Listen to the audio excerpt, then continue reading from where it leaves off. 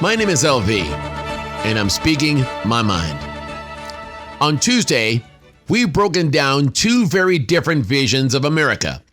The official addresses delivered by Donald Trump and the alternate event, often called the People's State of the Union, where citizens, organizers, and community voices offer their own assessment of the nation. The question isn't just who spoke louder. The question is who made a stronger case and who sounded more truthful. First, let's focus on the presidential address. Supporters praised the speech as confident, forceful, and optimistic. It leaned heavily on familiar themes: economic strength, national pride, border policy, and a promise that America's best days are ahead. Highlights are including and not limited to claims of major economic wins and job growth, strong language on immigration and national security, appeals to patriotism and unity under his leadership. Politically, it was effective messaging. The speech stayed on brand, spoke directly to his base, and used repetition, a classic rhetorical technique, to reinforce key talking points. Critics, however, argued that some statements lacked context or overstated achievements.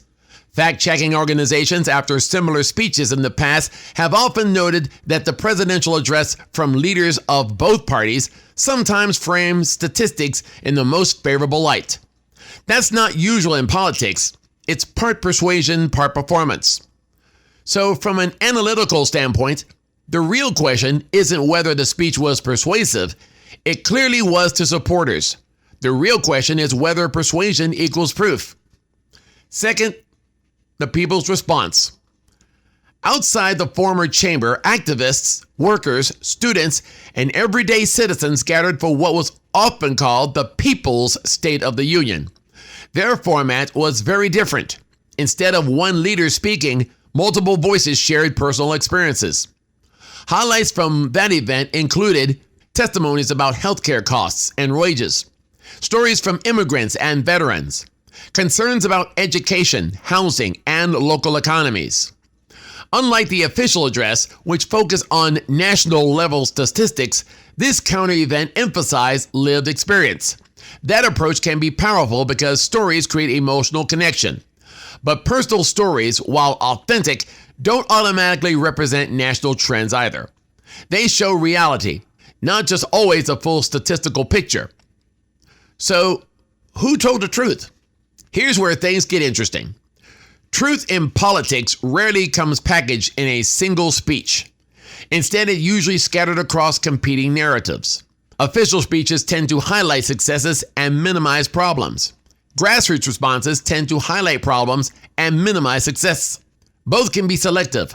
Both can be sincere. Both can also leave things out. If you judge purely on presentation, the presidential address had the advantage: a national platform, polished delivery, and the symbolism of office. If you judge on emotional authenticity, the People's Gathering had the edge: multiple voices, unscripted moments, and first-hand accounts. If you judge on verifiable accuracy, neither side automatically wins without independent fact-checking. That requires data, context, and sources beyond speeches. What's the real takeaway? The real winner isn't determined by applause, lines, or viral clips.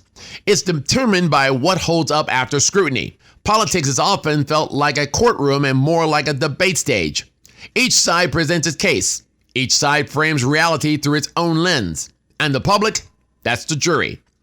So rather than declaring a knockout victory for either camp, the smarter conclusion is this: one side delivered a message of national strength. The other delivered a message of national struggle. The truth likely lives somewhere in between.